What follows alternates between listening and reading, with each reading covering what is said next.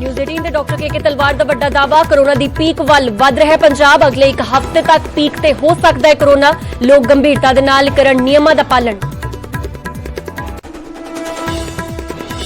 ਪੰਜਾਬ ਸਰਕਾਰ ਵੱਲੋਂ ਲਾਈਆਂ ਬੰਦਿਸ਼ਾਂ ਦੇ ਖਿਲਾਫ ਸ਼ਹਿਰ ਦੁਕਾਨਦਾਰਾਂ ਦਾ ਪ੍ਰਦਰਸ਼ਨ ਦੁਕਾਨਾਂ ਖੋਲ੍ਹਣ ਦੀ ਮੰਗੀ ਇਜਾਜ਼ਤ ਸਰਕਾਰ ਨੂੰ ਕੀਤਾ ਸਵਾਲ ਜੇ ਠੇਕੇ ਖੁੱਲ ਸਕਦੇ ਨੇ ਤਾਂ ਦੁਕਾਨਾਂ ਕਿਉਂ ਨਹੀਂ ਬਠਿੰਡਾ ਦੇ ਵਿੱਚ 2 ਦਿਨਾਂ ਦੇ ਵਿੱਚ 36 ਮੌਤਾਂ ਮ੍ਰਿਤਕਾਂ ਲਈ ਘੱਟ ਪੈ ਰਹੇ ਨੇ ਸਿਵੇ ਅਸਥੀਆਂ ਰੱਖਣ ਦੇ ਲਈ ਨਹੀਂ ਮਿਲ ਰਹੀ ਥਾਂ ਬਣਾਏ ਜਾ ਰਹੇ ਨੇ 80 ਨਵੇਂ ਲੋਕਰ ਵੈਕਸੀਨ ਦੀ ਘਾਟ ਤੇ ਕੇਂਦਰ ਨੇ ਆਪਣੀ ਸਫਾਈ ਦੇ ਵਿੱਚ ਜਾਰੀ ਕੀਤੇ ਅੰਕੜੇ ਕਿਹਾ ਹੁਣ ਤੱਕ 7.2 ਕਰੋੜ ਡੋਜ਼ ਮੁਫਤ ਦਿੱਤੀਆਂ ਸੂਬਿਆਂ ਦੇ ਕੋਲ ਅਜੇ ਵੀ 94.47 ਲੱਖ ਡੋਜ਼ ਮੌਜੂਦ ਆਕਸੀਜਨ ਦੀ ਕਮੀ ਦੇ ਨਾਲ ਮਰ ਰਹੇ ਲੋਕਾਂ ਨੂੰ ਲੈ ਕੇ ਇਲਾਹਾਬਾਦ ਹਾਈ ਕੋਰਟ ਦੀ ਤਲਕ ਟਿੱਪਣੀ ਆਕਸੀਜਨ ਬਿਨਾਂ ਹੋ ਰਹੀਆਂ ਮੌਤਾਂ ਕਿਸੇ ਨਰਸੰਹਾਰ ਤੋਂ ਘੱਟ ਨਹੀਂ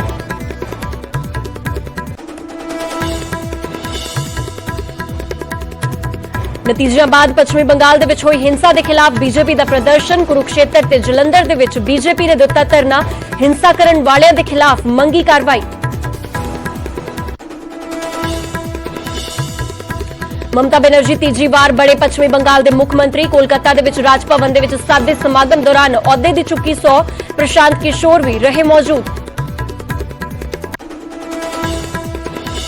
ਪਾਤੜਾ ਦੇ ਇੱਕ ਪਰਿਵਾਰ ਦੇ ਨਾਲ ਕੈਨੇਡਾ ਗਈ ਨੂੰਹ ਨੇ ਕੀਤੀ ਲੱਖਾਂ ਦੀ ਠੱਗੀ ਪਰਿਵਾਰ ਦਾ ਇਲਜ਼ਾਮ ਕਿਹਾ ਸਾਡੇ ਮੁੰਡੇ ਨੂੰ ਕੈਨੇਡਾ ਬੁਲਾ ਕੇ ਕਰਵਾਇਆ ਗਿਰਫਤਾਰ ਪਾਤੜਾ ਪੁਲਿਸ ਨੇ ਕੁੜੀ ਦੇ ਪਿਤਾ ਨੂੰ ਗਿਰਫਤਾਰ ਕਰਕੇ ਲਿਆ ਰਿਮਾਂਡ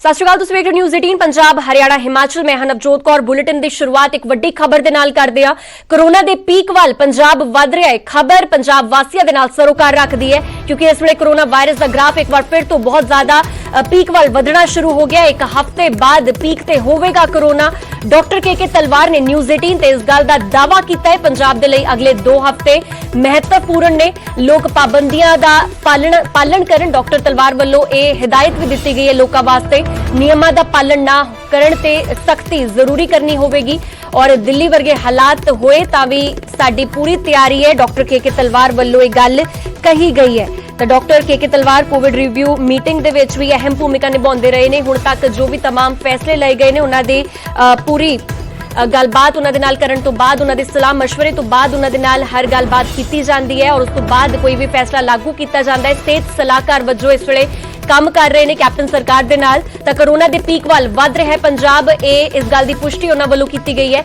ਇਸ ਦੇ ਨਾਲ ਉਹਨਾਂ ਨੇ ਕਿਹਾ ਕਿ ਇੱਕ ਹਫ਼ਤੇ ਬਾਅਦ ਕੋਰੋਨਾ ਵਾਇਰਸ ਆਪਣੇ ਪੀਕ ਤੇ ਹੋਵੇਗਾ ਔਰ ਪੰਜਾਬ ਦੇ ਵਿੱਚ ਵੀ ਬਿਲਕੁਲ ਸਿਖਰ ਤੇ ਹੋਵੇਗਾ ਡਾਕਟਰ ਕੇ ਤਲਵਾਰ ਨੇ ਨਿਊਜ਼ 18 ਤੇ ਇਸ ਗੱਲ ਦਾ ਦਾਅਵਾ ਕੀਤਾ ਪੰਜਾਬ ਦੇ ਲਈ ਅਗਲੇ 2 ਹਫ਼ਤੇ ਮਹੱਤਵਪੂਰਨ ਨੇ ਔਰ ਲੋਕ ਪਾਬੰਦੀਆਂ ਦਾ ਪੂਰਨ ਤੌਰ ਤੇ ਪਾਲਣ ਕਰਨ ਡਾਕਟਰ ਤਲਵਾਰ ਵੱਲੋਂ ਇਹ ਹਦਾਇਤ ਪੰਜਾਬ ਵਾਸੀਆਂ ਨੂੰ ਦਿੱਤੀ ਗਈ ਹੈ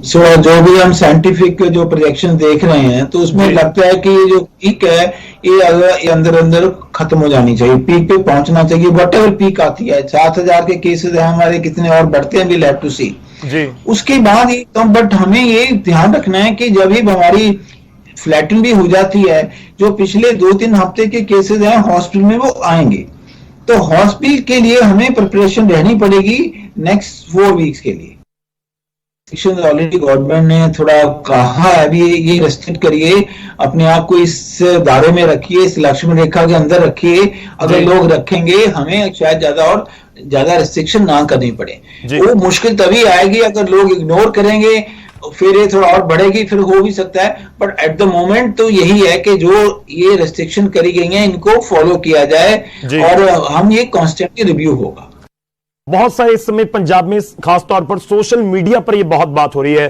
कि देखिए पंजाब में 5G की टेस्टिंग हो रही है इसलिए कोरोना के केसेस बढ़ रहे हैं या लोग बीमार हो रहे हैं कोरोना का 5G के साथ कोई कनेक्शन है नहीं 5G क्या आप कौन सी 5G मैं समझा नहीं कि जो जैसे मोबाइल सर 4G है अब 5G की टेस्टिंग की बातें हो रही हैं नहीं हो रही ये भी अभी क्लियर नहीं है सोशल मीडिया पर बहुत बात इसका कोई इसका कोई तल्लक नहीं है प्लीज ये सबको ये पता नहीं क्यों ऐसी बिना बात के जिसमें कोई दम नहीं ऐसी अफवाहें क्यों फैलाई जाती हैं इसका कोई उसके साथ तल्लक नहीं है भगवान ना करे कि वो स्थिति आए, लेकिन अगर हरियाणा जैसी स्थिति हो गई कि लगभग 14,000 केस एक दिन में, या दिल्ली जैसी स्थिति हो है, मैं दोबारा कह रहा हूं कि भगवान ना करे ऐसी स्थिति पंजाब के सामने आए, तो क्या हम तैयार हैं? क्या 14,000 केसेस के लिए पंजाब के अस्पताल तैयार हैं? देखिए, उसमें मैं दो आंसर है मेरी। एक तो है कि we are preparing to sort of make sure that these things can happen and we need to be prepared. Number 2, जो मैं आपको कहना चाहता हूं, देखो, हमें जो भी चीज है वो करनी चाहिए कि हम उस चीज से बच सके। वही मैं कह रहा हूं कि आप थोड़ा सा लोगों को प्लीज हमारी तरफ से आप भी अपील करिए कि जो जो रेस्ट्रिक्शन है इनको फॉलो करें, हम बाहर ज्यादा ना जाएं, घर में ही रहें, ताकि हम इस स्प्रेड को रोक सकें, लोग इकट्ठे ना हों। अगर बाहर से कोई आपके पास आता भी है, कोई रिश्तेदार, कोई बात नहीं, वेलकम करिए, वो तो फर्ज बनता है, पर आने पे उनका टेस्ट लाने में क्या दिक्कत है? तो और ये जो अर्ली टेस्ट होगी, अर्ली पिकअप होगी, 80% लोग अगर जल्दी पिक हो जाए तो उनको हम पहले से सीरियस होने से बचा सकते हैं जी। अगर वो सीरियस होने से बचा सकते हो तो हमें जो ये इतनी हाई टेक जरूरत कम पड़ेगी। तो इसलिए वो हमें एफर्ट पूरी रखनी है, जोर से रखनी है। जो रिस्ट्रिक्शन है we must do follow. Mask पहनने की जो इतनी बार बार कहा जा रहा है कि यही तरीका है, वैक्सीन है ये भी कि सब पहनिए, पर फिर लोग क्यों इस चीज पे थोड़ा ध्यान नहीं देते? अगर पहनेंगे भी, आप देखा होगा आपने, कई लोग पहन लेते हैं तो नाक पे नहीं होता कवर। सो ये चीजें आप थोड़ा सा लोगों को जरा अपनी तरफ से कहिए। आपका कहना बहुत, उससे लोगों पे बहुत असर होता है। तो ये आपको भी पूरी तरह आपका इस रोल बहुत ज्यादा है बीमारी के स्प्रेड को बचाने के लिए।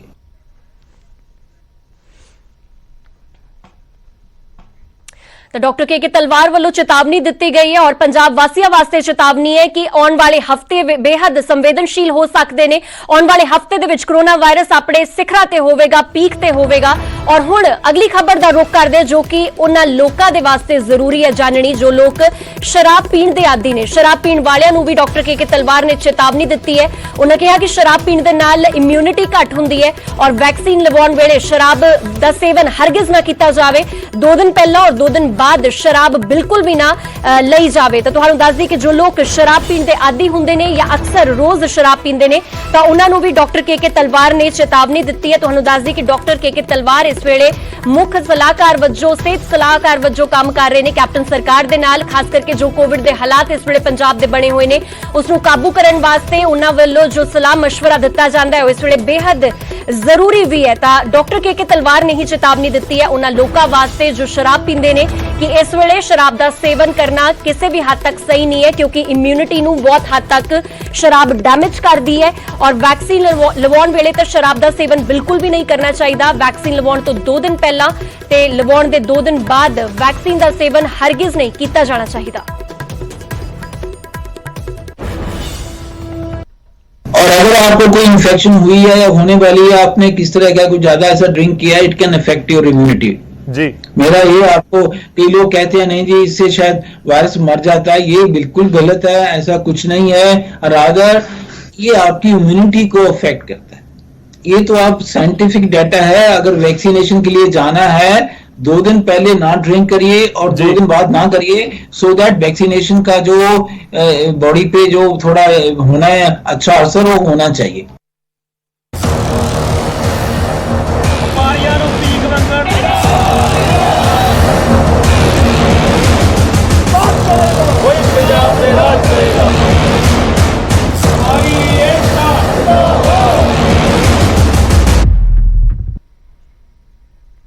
ਤਾਂ सूबे ਦੇ ਵਿੱਚ कोरोना वायरस की तेज रफ्तार लगातार जारी है और कोरोना की तेज रफ्तार ਨੂੰ रोकਣ ਦੇ ਲਈ पंजाब सरकार ਵੱਲੋਂ ਬੰਦਸ਼ਾਂ ਲਾਈਆਂ ਗਈਆਂ ਨੇ। ਕੁਝ ਕੁ ਦੁਕਾਨਾਂ ਨੂੰ ਛੋੜ ਦੇ ਕੇ ਬਾਕੀ ਸਮਾਨ ਦੀਆਂ ਦੁਕਾਨਾਂ ਬੰਦ ਰੱਖਣ ਦੇ ਹੁਕਮ ਦਿੱਤੇ ਗਏ ਨੇ और जिस ਦਾ ਦੁਕਾਨਦਾਰਾਂ ਵੱਲੋਂ ਹੁਣ ਜੰਮ ਕੇ ਵਿਰੋਧ ਵੀ ਕੀਤਾ ਜਾ ਰਿਹਾ ਹੈ। ਸ਼ਹਿਰ ਦੁਕਾਨਦਾਰ ਸਰਕਾਰ ਵੱਲੋਂ ਲਾਈਆਂ ਬੰਦਸ਼ਾਂ ਦੇ ਖਿਲਾਫ सड़कों ते नित्तर आए ने। 4 तस्वीरां तुहाडी टीवी स्क्रीन ते ने पटियाला, संगरूर, भवानीगढ़ ते गुरदासपुर दी तस्वीरां जिथे कि दुकानदारां ने सरकार वालों गैर जरूरी समान दी दुकानां बंद रखण वाले फैसले दा विरोध कीता ते सड़कां भी जाम कर दित्तियां। ਇਹਨਾਂ ਦੁਕਾਨਦਾਰਾਂ ਦਾ ਸਵਾਲ ਹੈ ਕਿ ਜੇ ਸੂਬੇ ਦੇ ਅੰਦਰ ਸ਼ਰਾਬ ਦੇ ਠੇਕੇ ਖੁੱਲ ਸਕਦੇ ਨੇ ਤਾਂ ਫਿਰ ਆਮ ਦੁਕਾਨਾਂ ਤੇ ਆਖਿਰ ਪਾਬੰਦੀ ਕਿਉਂ ਲਗਾਈ ਗਈ ਹੈ ਕਿ ਸ਼ਰਾਬ ਜ਼ਰੂਰੀ ਵਸਤੂ ਹੈ। ਤਾਂ ਇਹ ਸਵਾਲ ਜਿਹੜੇ ਨੇ ਇਹਨਾਂ ਲੋਕਾਂ ਵੱਲੋਂ ਕੀਤੇ ਜਾ ਰਹੇ ਨੇ, ਵਪਾਰੀ ਵਰਗ ਵੱਲੋਂ ਕੀਤੇ ਜਾ ਰਹੇ ਨੇ। ਚਾਰ ਤਸਵੀਰਾਂ ਤੁਸੀਂ ਵੇਖ ਸਕਦੇ ਹੋ, ਪਟਿਆਲਾ, ਸੰਗਰੂਰ, ਭਵਾਨੀਗੜ੍ਹ ਤੇ ਗੁਰਦਾਸਪੁਰ ਦੀਆਂ ਇਹ ਤਸਵੀਰਾਂ ਨੇ ਜਿੱਥੇ ਕਿ ਵੱਡੀ ਗਿਣਤੀ ਦੇ ਵਿੱਚ ਇਹਨਾਂ ਵਪਾਰੀਆਂ ਵੱਲੋਂ ਵੱਡਾ ਇਕੱਠ ਕਰਕੇ ਪ੍ਰਦਰਸ਼ਨ ਕੀਤਾ ਗਿਆ ਔਰ ਸੜਕ ਤੇ ਹੀ ਇਹਨਾਂ ਵੱਲੋਂ ਧਰਨੇ ਲਾਏ ਗਏ, ਸੜਕ ਜਾਮ ਕੀਤੀ ਗਈ। ਹਾਲਾਂਕਿ ਇਸ ਦੌਰਾਨ ਆਵਾਜਾਈ ਵੀ ਪ੍ਰਭਾਵਿਤ ਰਹੀ, ਪਰ ਇਹਨਾਂ ਦੀਆਂ ਮੰਗਾਂ ਨੇ ਕਿ ਅਸੀਂ ਆਪਣੇ ਘਰਾਂ ਦੇ ਵਿੱਚ ਰਹਿਣ ਨੂੰ ਮਜਬੂਰ ਹੋ ਜਾਾਂਗੇ ਔਰ ਇਸ ਦੇ ਨਾਲ ਅਸੀਂ ਆਪਣੇ ਘਰਾਂ ਦੇ ਵਿੱਚ ਰਵਾਂਗੇ ਵੀ ਜ਼ਰੂਰ ਜੇਕਰ ਸਾਨੂੰ ਸਾਰੀਆਂ ਮੁੱਢਲੀਆਂ ਸਹੂਲਤਾਂ ਸਰਕਾਰ ਵੱਲੋਂ ਦਿੱਤੀਆਂ ਜਾਣ। ਅਸੀਂ ਦੁਕਾਨਦਾਰ ਰੋਕਾਂਗੇ ਮਰ ਕੇ ਸਾਨੂੰ 1 ਸਾਲ ਤੋਂ ਮਰ ਕੇ ਪਹਿਲੇ ਇੰਨੇ ਸੰਕਟ ਚ ਲੰਘ ਕੇ ਆ ਰਹੇ ਹਾਂ, ਕਾਰੋਬਾਰ ਸਾਰੇ ਠੱਪ ਪਹਿਲੇ ਇਹਨਾਂ ਨੇ ਹੁਣ ਲਾਕਡਾਊਨ ਲਾ ਕੇ ਸਾਨੂੰ ਹੋਰ ਵੀ ਅਸੀਂ ਆਪਣੇ ਬੱਚੇ ਕਿੱਥੋਂ ਪੜਾਏ, ਕਿੱਥੋਂ ਕਰਾਂਗੇ? ਕੀ ਮੰਗ ਕਰਦੇ ਹੋ ਤੁਸੀਂ? ਅਸੀਂ ਕਹਿੰਦੇ ਵੀ ਸਾਨੂੰ ਕੁਛ ਨਾ ਕੁਛ ਇੱਥੇ ਖੋਲ੍ਹਣ ਵਾਸਤੇ ਕੋਈ ਟਾਈਮ ਦਿੱਤਾ ਜਾਵੇ। ਸਰਕਾਰ ਨੇ ਪੱਖਪਾਤ ਕੀਤਾ ਹੋਇਆ ਹੈ। ਪੰਜਾਬ ਦੇ ਸਰਕਾਰ ਨੇ ਅੱਧੀਆਂ ਦੁਕਾਨਾਂ ਖੋਲ ਰੱਖੀਆਂ ਨੇ ਤੇ ਬੰਦ ਨੇ। ਠੇਕਿਆਂ ਤੇ ਕੋਈ ਕਰੋਨਾ ਨਹੀਂ, ਸਾਡੀਆਂ ਦੁਕਾਨਾਂ ਤੇ ਕਰੋਨਾ ਹੈ। ਠੀਕ ਹੈ, ਤੁਸੀਂ ਇੱਕ ਚੀਜ਼ ਦੇਖੋ, ਮੀਟ ਦੀਆਂ ਦੁਕਾਨਾਂ ਖੁੱਲੀਆਂ ਨੇ ਜਿੱਥੇ ਸਭ ਤੋਂ ਵੱਧ ਕਰੋਨਾ ਫੈਲਦਾ ਹੈ, ਸਾਡੀਆਂ ਦੁਕਾਨਾਂ ਤੇ ਕਰੋਨਾ ਨਹੀਂ। ਕੋਰੋਨਾ ਦੀ ਮਹਾਮਾਰੀ ਨੂੰ ਰੋਕਣ ਵਾਸਤੇ ਜਿਹੜੀਆਂ ਪਿਛਲੇ ਦਿਨੀ ਗਾਈਡਲਾਈਨ ਜਾਰੀ ਕੀਤੀਆਂ ਨੇ ਉਹ ਬਹੁਤ ਹੀ ਪੱਖਪਾਤੀ ਨੇ। ਉਹਦੇ ਨਾਲ ਸਾਰੇ ਪੰਜਾਬ ਦੇ ਦੁਕਾਨਦਾਰ ਤੇ ਕਾਰੋਬਾਰੀਆਂ ਦੇ ਵਿੱਚ ਬਹੁਤ ਵੱਡਾ ਰੋਸ ਹੈ ਕਿਉਂਕਿ ਪੰਜਾਬ ਸਰਕਾਰ ਮੁਕੰਮਲ ਤੌਰ ਤੇ ਫੇਲ ਹੋ ਚੁੱਕੀ ਹੈ। ਸਰਕਾਰ ਦੀ ਜਿਹੜੀ ਵੱਡੀ ਜ਼ਿੰਮੇਵਾਰੀ ਬਣਦੀ ਸੀ ਕਿ ਇਸ ਕਰੋਨਾ ਵਾਇਰਸ ਨੂੰ ਰੋਕਣ ਵਾਸਤੇ ਸਿਹਤ ਸੇਵਾਵਾਂ ਦਾ ਪ੍ਰਬੰਧ ਕਰਦੀ। कोरोना महामारी पूरे देश ਦੇ ਵਿੱਚ ਆਪਣੇ ਪੈਰ ਪਸਾਰ ਚੁੱਕੀ ਹੈ, ਲੇਕਿਨ ਸਰਕਾਰ ਦੀ ਨਲਾਇਕੀ ਦੇਖੋ ਕਿ 1.25 ਸਾਲ ਦੇ ਵਿੱਚ ਵੈਕਸੀਨ ਆਉਣ ਦੇ ਬਾਵਜੂਦ ਵੀ ਅੱਜ ਸਰਕਾਰ ਕਹਿੰਦੀ ਲੋਕਡਾਊਨ ਲਗਾਉਣਾ ਹੈ। ਅਗਰ ਲੋਕਡਾਊਨ ਲਗਾਉਣਾ ਹੈ ਜਿਸ ਤਰ੍ਹਾਂ ਸਾਡੇ ਪ੍ਰਧਾਨ ਜੀ ਨੇ ਕਿਹਾ ਸੀ ਕਿ 1 ਹਫ਼ਤੇ ਲਈ 10 ਦਿਨ ਲਈ ਪੂਰਾ ਲੋਕਡਾਊਨ ਲੱਗ ਜੇ, ਇਹ ਨਹੀਂ ਹੈ ਕਿ ਠੇਕੇ ਖੋਲ ਦਿਓ, ਇਹ ਦੁਕਾਨਾਂ ਖੋਲ ਦਿਓ, ਉਹ ਦੁਕਾਨਾਂ ਖੋਲ ਦਿਓ, ਉਹ ਬੰਦ ਕਰ ਦਿਓ। ਪਿਛਲੇ 1.25 ਸਾਲ ਤੋਂ ਹੀ ਸਰਕਾਰ ਨੂੰ ਕਹਿ ਰਹੇ ਹਾਂ ਵੀ ਬਹੁਤਾ ਨਹੀਂ, ਸਾਨੂੰ 1 ਸਾਲ ਹੀ ਟੈਕਸ ਰਿਬੇਟ ਦੇ ਦਿਓ ਵੀ ਭਈ ਕੰਮ ਕਰ ਲਓ, ਬਹੁਤ ਮਾਰ ਪੈ ਗਈ ਤੇ 25% ਟੈਕਸ ਭਰ ਲਓ। ਅਸੀਂ ਹੋਰ ਗੱਲ ਕਹੀ ਵੀ ਜਿਹੜੇ ਬੈਂਕ ਲੋਨ ਨੇ 2 ਸਾਲ ਹੀ ਐਕਸਟੈਂਡ ਕਰ ਦਿਓ, ਸਾਡੇ ਲਿਮਿਟਸ ਬਿਨਾਂ ਕਿਸੇ ਫਾਰਮੈਲਿਟੀ ਦੇ ਵਧਾ ਦਿਓ 20% 30%। ਉਹਦੇ ਵਿੱਚ ਹੀ ਪਿਕ ਐਂਡ ਚੂਜ਼ ਕਰ ਲਿਆ ਜੀ, ਜਿਹੜੇ ਵੱਡੇ ਘਰਾਣਿਆਂ ਨੂੰ ਫਾਇਦਾ ਜਾਵੇ। ਅੱਜ ਇੰਡਸਟਰੀਆਂ ਖੁੱਲ੍ਹੀਆਂ ਕਿਉਂਕਿ ਉਹ ਵੱਡੇ ਘਰਾਣਿਆਂ ਦੀਆਂ, ਅੱਜ ਜਿਹੜੇ ਠੇਕੇ ਖੁੱਲ੍ਹੇ ਨੇ ਉਹ ਵੱਡੇ ਘਰਾਣਿਆਂ ਦੇ ਪੱਲੇ ਨੇ। ਜਿਹੜਾ ਮਧਮ ਵਰਗ ਹੈ, ਅਸੀਂ ਸਾਰੇ ਮਧਮ ਵਰਗ ਦੇ ਪਰਿਵਾਰ ਨੂੰ ਬਿਲੋਂਗ ਕਰਦੇ ਹਾਂ। ਗਰੀਬ ਬੰਦਾ ਲੰਗਣਾ ਜੋ ਖਾਈ ਜਾਂਦਾ, ਉਹਨੂੰ ਕੋਈ ਡੋਨੇਟ ਕਰਿਆ ਜਾਂਦਾ ਜਾ ਕੇ, ਅਮੀਰ ਵਾ ਜੋੜੇ ਜੋ ਖਾਈ ਜਾਂਦਾ, ਪਰ ਜਿਹੜਾ ਮਧਮ ਹੈ ਤਾਜ਼ਾ ਕਮਾਣਾ, ਤਾਜ਼ਾ ਖਾਣਾ ਹੈ। ਅਸੀਂ ਸਰਕਾਰ ਨੂੰ ਕੁਐਸਚਨ ਪੁੱਟ ਕਰਨਾ ਚਾਹੁੰਦੇ ਹਾਂ, ਸਾਡੇ ਬਾਰੇ ਕੀ ਸੋਚ ਰਹੀ ਹੈ ਸਰਕਾਰ?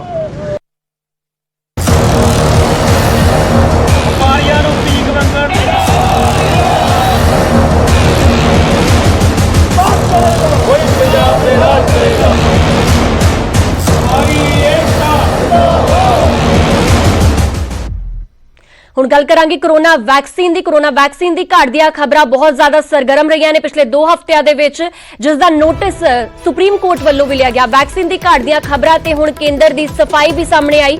ਸੂਬਿਆਂ ਨੂੰ ਵੈਕਸੀਨ ਦੇ ਅੰਕੜੇ ਵੀ ਜਾਰੀ ਕੀਤੇ ਗਏ ਨੇ। ਹੁਣ ਤੱਕ 17.2 ਕਰੋੜ ਡੋਜ਼ ਮੁਫਤ ਦਿੱਤੀ ਗਈ ਹੈ। ਕੇਂਦਰ ਸਰਕਾਰ ਵੱਲੋਂ ਇਹ ਸਫਾਈ ਦਿੱਤੀ ਗਈ। ਇਸ ਦੇ ਨਾਲ 94.47 ਲੱਖ ਡੋਜ਼ ਅਜੇ ਵੀ ਸੂਬਿਆਂ ਦੇ ਕੋਲ ਹੈਗੀ ਹੈ। ਇਹ ਵੀ ਕੇਂਦਰ ਸਰਕਾਰ ਵੱਲੋਂ ਦਾਅਵਾ ਕੀਤਾ ਗਿਆ ਹੈ ਅਗਲੇ 3 ਦਿਨਾਂ ਦੇ ਵਿੱਚ 36 ਲੱਖ ਡੋਜ਼ ਹੋਰ ਮੁਹੱਈਆ ਕਰਵਾਵਾਂਗੇ। ਤਾਂ ਤੁਹਾਨੂੰ ਦੱਸ ਦਈਏ ਕਿ ਪੰਜਾਬ ਸਮੇਤ ਹੋਰ ਵੀ ਕਈ ਸੂਬੇ ਨੇ ਜਿਨ੍ਹਾਂ ਵੱਲੋਂ ਵੈਕਸੀਨ ਦੀ ਘਾਟ ਦਾ ਜ਼ਿਕਰ ਕੀਤਾ ਗਿਆ ਸੀ ਔਰ ਪੰਜਾਬ ਦੇ ਵਿੱਚ ਤੇ ਤੀਜੇ ਗੇੜ ਦੀ ਵੈਕਸੀਨੇਸ਼ਨ ਦੀ ਸ਼ੁਰੂਆਤ ਵੀ ਨਹੀਂ ਹੋ ਸਕੀ ਸੀ ਕਿਉਂਕਿ ਪੰਜਾਬ ਦੇ ਕੋਲ ਪੂਰਾ ਸਟਾਕ ਨਹੀਂ ਸੀ।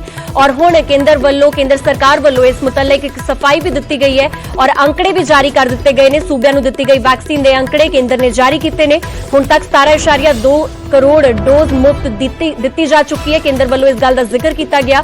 94.47 ਲੱਖ ਡੋਜ਼ ਅਜੇ ਵੀ ਸੂਬਿਆਂ ਦੇ ਕੋਲ ਹੈ ਔਰ ਅਗਲੇ 3 ਦਿਨਾਂ ਦੇ ਵਿੱਚ 36 ਲੱਖ ਡੋਜ਼ ਹੋਰ ਮੁਹੱਈਆ ਕਰਵਾਵਾਂਗੇ। ਕੇਂਦਰ ਵੱਲੋਂ ਇਸ ਗੱਲ ਤੇ ਸਪਸ਼ਟੀਕਰਨ ਦਿੱਤਾ ਗਿਆ ਹੈ।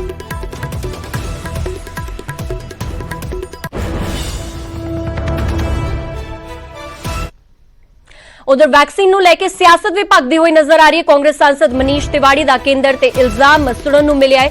ਪੰਜਾਬ ਦੇ ਨਾਲ ਪੱਖਪਾਤ ਕਰਨ ਦੇ ਇਲਜ਼ਾਮ ਮਨੀਸ਼ ਤਿਵਾੜੀ ਵੱਲੋਂ ਲਗਾਏ ਗਏ ਨੇ। 18+ ਦੇ ਲਈ ਪੰਜਾਬ ਨੂੰ ਵੈਕਸੀਨੇਸ਼ਨ ਨਹੀਂ ਮਿਲ ਰਹੀ। ਮਨੀਸ਼ ਤਿਵਾੜੀ ਵੱਲੋਂ ਇਸ ਗੱਲ ਦਾ ਜ਼ਿਕਰ ਕੀਤਾ ਗਿਆ।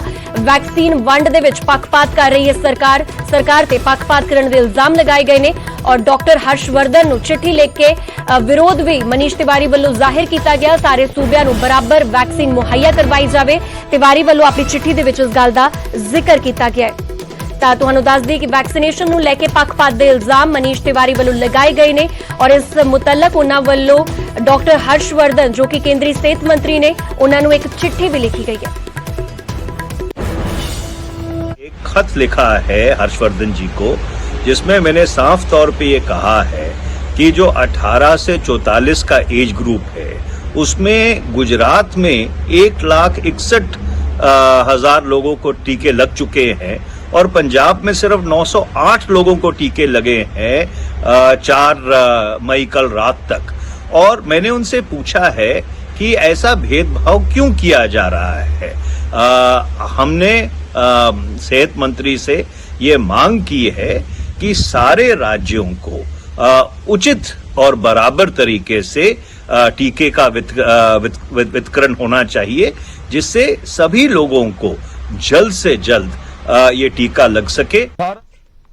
इस पूरी खबर ते वधेरी गलबात करने वास्ते मेरे सहयोगी दिल्ली तो साडे नाल रंजीता जुड़ चुके ने। रंजीता, इस वक्त कोरोना संकट भी है पर साथ में वैक्सीनेशन का संकट भी गरमाता जा रहा है और अब इस पर सियासत भी शुरू हो चुकी है। मनीष तिवारी की ओर से एक पत्र लिखा गया है और पक्षपात के इल्जाम लगाए गए।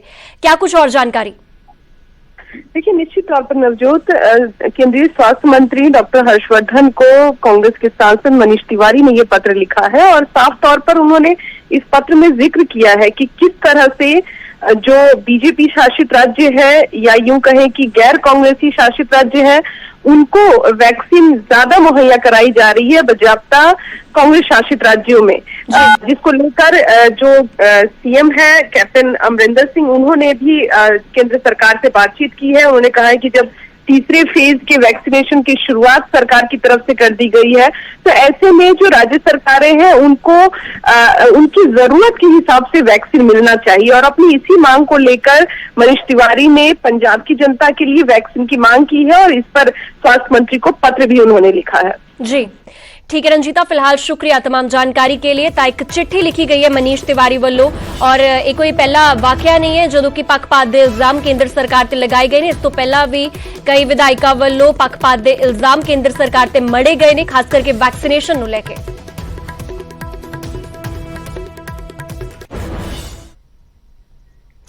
अगली वड्डी खबर अमृतसर तो आ रही है जिथे कि कोरोना वैक्सीन लवाउण नूं लैके मारामारी देखण नूं मिल रही है। अमृतसर के सिविल हस्पताल दे विच भीड़ जुटनी शुरू हो गई।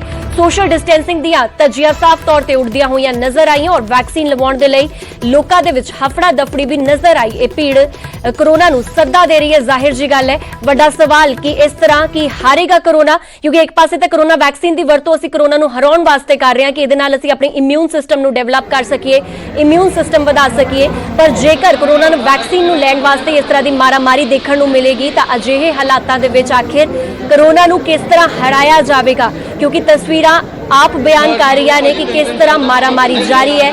लोगों ने किसी तरह की कोई सोशल डिस्टेंसिंग फॉलो नहीं की हुई और कुछ जणियां ने मास्क की वरतों की है। हालांकि कुछ अजिहे लोग ने जो कि 60 साल की उम्र तो वधदे भी ने पर उन्होंने मास्क की वरतों हरगिज नहीं की हुई।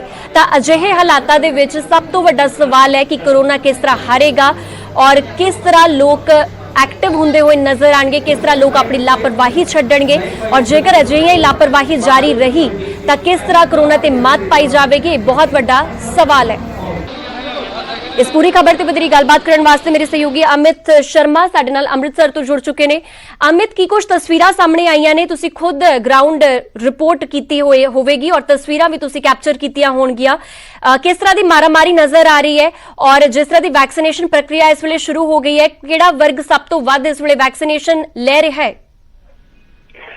जी बिल्कुल नवजोत, अगर असीं तस्वीरां की गल करिए तो सब तो पहला अमृत पिंडों की तस्वीरां कोई पहली बार सामने नहीं आईयां ने जितों आम लोगों द्वारा ही सोशल डिस्टेंसिंग की धज्जी उड़ाई जाती है, क्योंकि इस तो पहला भी कई बार तस्वीरां सामने आईयां है कि आम लोगों द्वारा सोशल डिस्टेंसिंग की धज्जी है। लेकिन हुण हैरानी वाली गल है कि जो लोग वैक्सीनेशन करवाण आ रहे हैं तो वही लोग ਜਿਹੜੇ सोशल डिस्टेंसिंग की धज्जियां उड़ाते नजर आ रहे हैं। तो जो SMO नाल इस बारे गल की गई थी उन्होंने भी साफ तौर पर अपनी नाकामी दिखाई दसन की कोशिश की कि उन्होंने कई बारी लोगों को समझाया है, लेकिन इसके बावजूद भी लोग ਜਿਹੜੇ ਸਮਝਣ ਦਾ ਨਾਮ नहीं ले रहे तो सोशल डिस्टेंसिंग की ਕੋਈ ਵੀ ਪਾਲਣਾ ਕਰਦਾ ਨਹੀਂ ਨਜ਼ਰ ਆ ਰਿਹਾ। ਸੋ ਹੁਣ ਗੱਲ ਇਹ ਬਣਦੀ ਹੈ ਕਿ ਅਗਰ ਪਿਛਲੇ ਦਿਨੀ ਵੀ ਇਹ ਤਸਵੀਰਾਂ ਸਾਹਮਣੇ ਆਈਆਂ ਸੀ, ਸੋ ਪੁਲਿਸ ਦੁਆਰਾ ਇਸ ਜਗ੍ਹਾ ਤੇ ਕੋਈ ਪੁਖਤਾ ਪ੍ਰਬੰਧ ਕਿਉਂ ਨਹੀਂ ਕੀਤੇ ਜਾਂਦੇ, ਹਸਪੀਟਲ ਵੱਲੋਂ ਕੋਈ ਪ੍ਰਬੰਧ ਕਿਉਂ ਨਹੀਂ ਕੀਤੇ ਜਾਂਦੇ? ਕਿਉਂਕਿ ਸਭ ਤੋਂ ਜ਼ਿਆਦਾ ਜਿਹੜੇ ਕਿ ਅੰਮ੍ਰਿਤਸਰ ਦੇ ਵਿੱਚ ਮਾਮਲੇ ਜਿਹੜੇ ਕੋਰੋਨਾ ਦੇ ਦੇਖਣ ਨੂੰ ਮਿਲਦੇ ਨੇ, ਤੇ ਨਾਲ ਹੀ ਜਿਹੜੀ ਮੌਤਾਂ ਦਾ ਅੰਕੜਾ ਵੀ ਅੰਮ੍ਰਿਤਸਰ ਦੇ ਵਿੱਚ ਵੱਧਦਾ ਨਜ਼ਰ ਆ ਰਿਹਾ ਨੇ। ਹਾਲਾਂਕਿ ਪੁਲਿਸ ਪ੍ਰਸ਼ਾਸਨ ਦੁਆਰਾ ਆਮ ਸੜਕਾਂ ਤੇ ਇਸ ਦੀ ਪਾਲਣਾ ਕਰਦੀ ਜਾਂ ਸਖਤੀ ਵਿਖਾਈ ਜਾਂਦੀ ਹੈ, ਲੇਕਿਨ ਹਸਪੀਟਲਾਂ ਦੇ ਅੰਦਰ, ਬੱਸ ਅੱਡੇ ਦੇ ਅੰਦਰ ਬਿਲਕੁਲ ਵੀ ਕੋਈ ਪ੍ਰਬੰਧ ਨਹੀਂ ਕੀਤੇ ਜਾਂਦੇ, ਜਿਸ ਕਰਕੇ ਜਿਹੜੇ ਸਾਹਮਣੇ ਹਰ ਰੋਜ਼ ਨਵੇਂ ਮਾਮਲੇ, ਲਗਭਗ ਕਦੀ 400 ਕਦੀ 500 ਲਗਾਤਾਰ ਮਾਮਲੇ ਸਾਹਮਣੇ ਆਉਂਦੇ। ਸੋ ਆਉਣ ਵਾਲਾ ਸਵਾਲ ਇਹ ਹੋਏਗਾ ਕਿ ਅਗਰ ਇਹੋ ਹੀ ਹਾਲਾਤ ਰਹੇ ਤੇ ਕਿਵੇਂ ਅਸੀਂ ਕੋਰੋਨਾ ਤੋਂ ਇਸ ਜੰਗ ਨੂੰ ਜਿੱਤ ਪਾਵਾਂਗੇ। ਜੀ ਨਵਜੋਤ। ठीक है अमित, फिलहाल शुक्रिया तमाम जानकारी वास्ते। तो अमृतसर के सिविल हॉस्पिटल दी तस्वीरां ने जिथे कि लोग वैक्सीनेशन लैण पहुंचे हुए सी, पर हफड़ा दफड़ी का माहौल भी देखने को मिलिया, मारामारी देखने को मिली। पर सब तो वड्डा सवाल है कि प्रशासन वालों इस सिविल हॉस्पिटल दे विच, खास करके इस कोविड वैक्सीनेशन सेंटर दे विच कोई भी इंतजाम क्यों नहीं किए गए, लोकां नूं एक कंट्रोल दे विच रखण दी स्थिति दे विच क्यों नहीं आखिर रखा गया, इस वेले बहुत वड्डा सवाल है।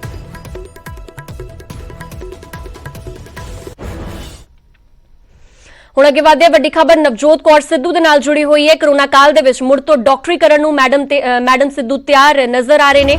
ਡਾਕਟਰ ਨਵਜੋਤ ਕੌਰ ਨੇ ਟਵਿੱਟਰ ਤੇ ਇਸ ਮੁਤਲਕ ਇੱਕ ਇੱਛਾ ਵੀ ਆਪਣੀ ਜ਼ਾਹਿਰ ਕੀਤੀ ਹੈ। ਸਿਹਤ ਸੇਵਾਵਾਂ ਦੇ ਵਿੱਚ ਯੋਗਦਾਨ ਦੇਣ ਦੇ ਲਈ ਆਪਣੀ ਇੱਛਾ ਜਤਾਈ ਗਈ ਉਹਨਾਂ ਵੱਲੋਂ। ਮੈਂ ਮੁੜ ਤੋਂ ਪ੍ਰੈਕਟਿਸ ਕਰਨ ਦੇ ਲਈ ਅਪਲਾਈ ਕੀਤਾ ਹੈ। ਨਵਜੋਤ ਕੌਰ ਸਿੱਧੂ ਵੱਲੋਂ ਆਪਣੇ ਟਵਿੱਟਰ ਹੈਂਡਲ ਤੇ ਇਸ ਗੱਲ ਦਾ ਜ਼ਿਕਰ ਕੀਤਾ ਗਿਆ। ਅੱਜ ਹੀ ਨਵਜੋਤ ਸਿੱਧੂ ਨੇ ਸਿਹਤ ਸਿਸਟਮ ਤੇ ਸਵਾਲ ਚੁੱਕੇ ਸੀ। ਤਾਂ ਸਿਹਤ ਸਿਸਟਮ ਤੇ ਸਵਾਲ ਹਰ ਵਾਰ ਨਵਜੋਤ ਸਿੱਧੂ ਵੱਲੋਂ ਚੁੱਕੇ ਜਾਂਦੇ ਰਹੇ ਨੇ ਔਰ ਉਸ ਤੋਂ ਬਾਅਦ ਅੱਜ ਨਵਜੋਤ ਕੌਰ ਸਿੱਧੂ ਵੱਲੋਂ ਟਵਿੱਟਰ ਤੇ ਇੱਕ ਇੱਛਾ ਜ਼ਾਹਿਰ ਕੀਤੀ ਗਈ ਹੈ। ਉਹਨਾਂ ਨੇ ਕਿਹਾ ਕਿ ਕੋਰੋਨਾ ਕਾਲ ਦੇ ਵਿੱਚ ਮੁੜ ਤੋਂ ਡਾਕਟਰੀ ਕਰਨ ਨੂੰ ਮੈਂ ਤਿਆਰ ਹਾਂ ਔਰ ਸਿਹਤ ਸੇਵਾਵਾਂ ਦੇ ਵਿੱਚ ਯੋਗਦਾਨ ਦੇਣ ਦੇ ਲਈ ਵੀ ਉਹਨਾਂ ਨੇ ਆਪਣੀ ਇੱਛਾ ਜ਼ਾਹਿਰ ਕੀਤੀ ਹੈ।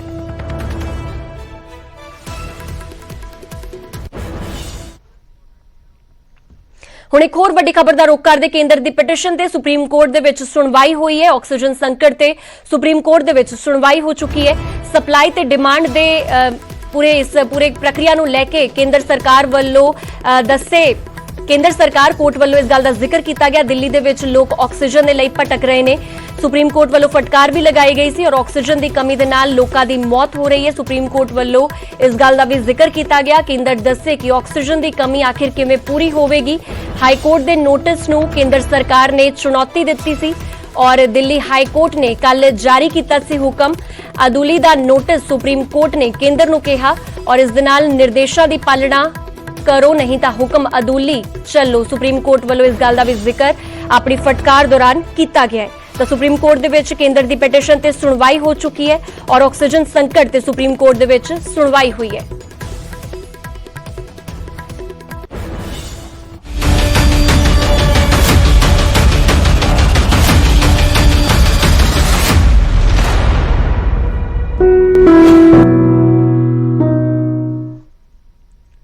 ਹੁਣ ਗੱਲ ਕਰਾਂਗੇ ਕੋਰੋਨਾ ਵੈਕਸੀਨੇਸ਼ਨ ਦੀ ਪ੍ਰਕਿਰਿਆ ਦੇ ਵਿੱਚ ਤੇਜ਼ੀ ਲਿਆਉਣ ਦੇ ਲਈ ਪੰਜਾਬ ਕਾਂਗਰਸ ਵੀ ਅਹਿਮ ਭੂਮਿਕਾ ਨਿਭਾ ਰਹੀ ਹੈ। ਅਬੋਹਰ ਦੇ ਵਿੱਚ ਕਾਂਗਰਸ ਵਰਕਰਾਂ ਵੱਲੋਂ ਟੀਕਾਕਰਨ ਕੈਂਪ ਲਗਾਇਆ ਗਿਆ।